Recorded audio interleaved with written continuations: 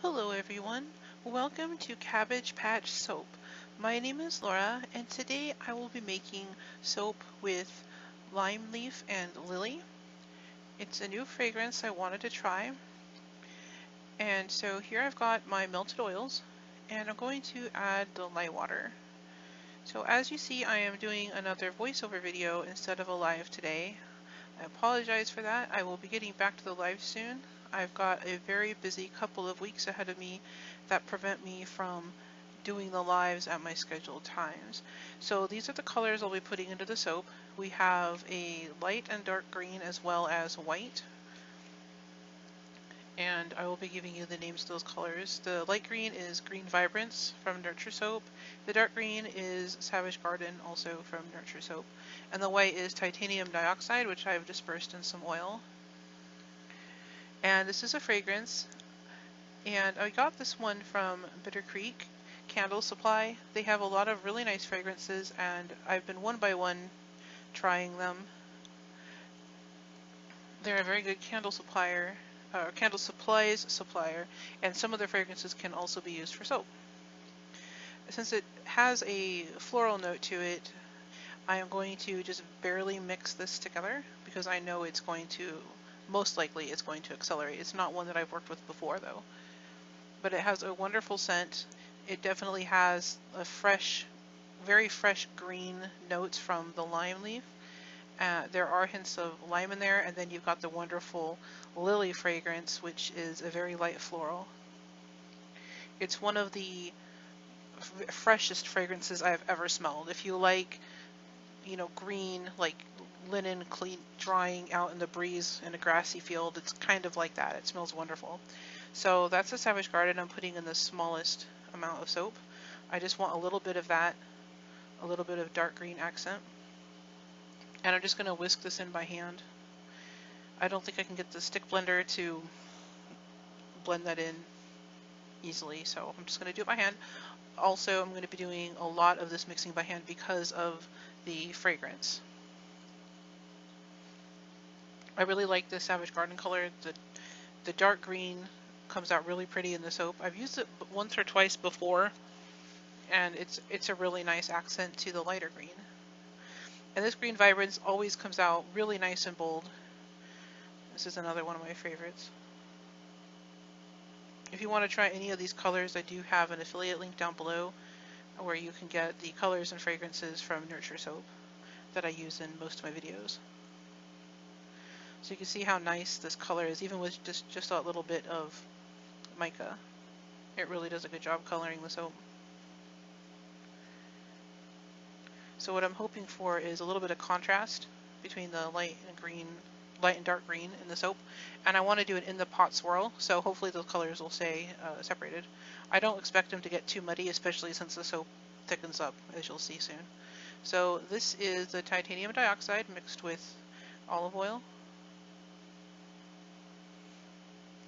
And I'm going to stick blend this in. I find that a lot of times titanium dioxide, even if I have it dispersed and everything, when I mix it in, sometimes it doesn't fully blend. And I've tried two different kinds. There's two main types of titanium dioxide, the type that you disperse in oil and the type you disperse in water. I've used both and I've had the same issue with both, so I think it may just be me, and that's completely fine. So we've got this mixed up. I'm just adding the fragrance oil in, and I'm just going to divide it up in these three different containers. And this really does smell bright and fresh and clean. I really, really like this one. I'm just going to carefully mix this in.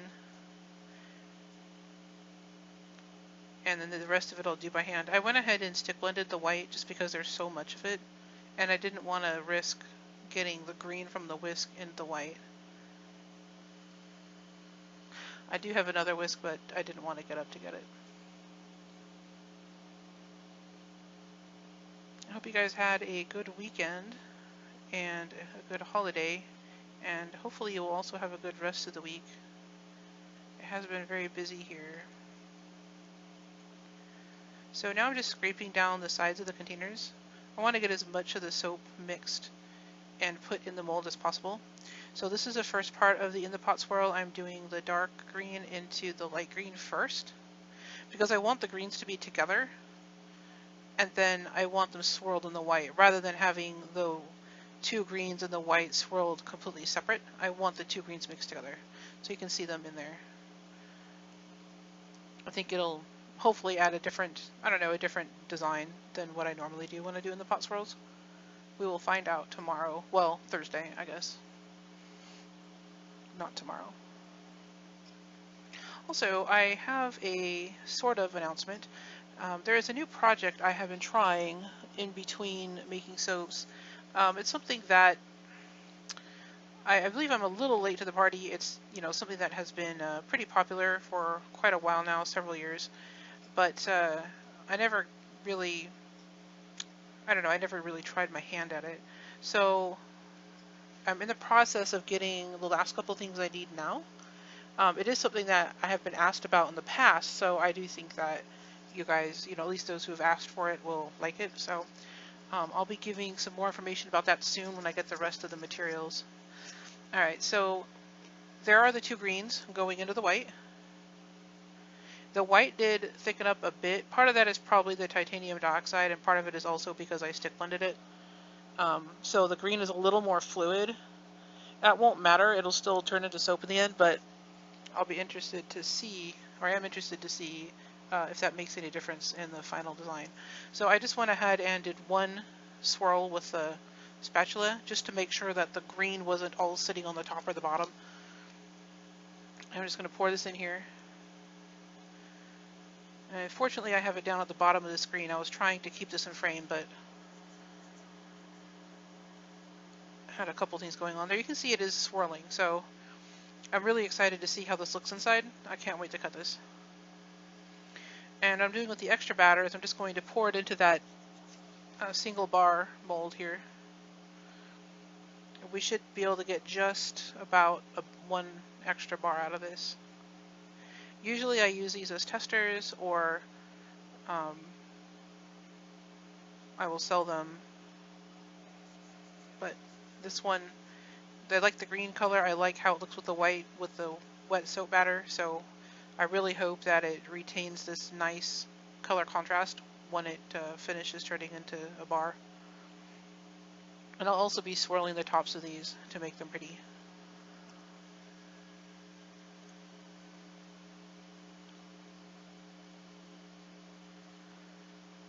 I'm just going to scrape out as much as I can from all these containers. And I'm putting some dark, some of the dark on the top there so I can swirl the design. And I'm going to tap it out and help it level out on the top.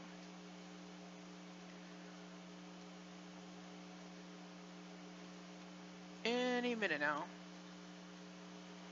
I'm definitely going to tap it. There we go. Alright, so I'm just doing that to flatten it. And then I'll take this chopstick and swirl a little bit of a pattern on the top and give it some visual interest. So that is the individual bar, and then we'll go ahead and do basically the same thing for the loaf mold.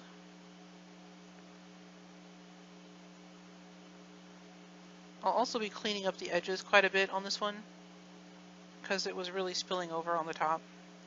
So I like to swirl one way and then swirl the other, and you get some really nice feathery designs like that. I need to practice making those passes more narrow. I tend to make them wider than they need to be because I'm assuming that if I make them more narrow, it's not going to work out, and then I end up making them too wide. So that is something I need to work on. So what I'm doing now is just kind of scraping the sides down. I probably should have done this before I swirled it, but it's fine. I can do it either way, but in hindsight, I think if I was to do this again, I really should scrape it down first. I think it's one of those things where you think to yourself, oh, I should really do this way, but you think, nah, it'll be fine, and it's not fine. And then you do that every single time because somehow doing it the same way every time is going to, you know, end up in with different results, because that's totally sane. So I think I'll have to work on that. I want to see how it looks if I, clean up the edges and swirl it after. And then here I am just going to, fix the corners and basically the parts that get cut off anyway, but I'm just fixing them. The tops and the bottoms will show because I'll probably cut this with the design, like in the same direction as the design. So the way you're looking at it now is the top and bottom. And I'm just checking it up close. I want to make sure I'm not missing anything. And then I'm going to tap it level again, which of course is going to cause the soap to spill out on the edges again, which means all that work I did before cleaning them up was pointless. But that's okay. No room for sanity here. That would be boring. But it looks pretty for now. And it still smells really, really good. I think if this holds up well in the soap, this might be a fragrance that I get again, just because I've never smelled anything quite this bright and fresh and clean. So I will be back Thursday to cut this. And if you enjoyed this video, please give it a like and subscribe. It really helps me out. And leave suggestions of what you'd like to see. And thank you for watching. Have a great day.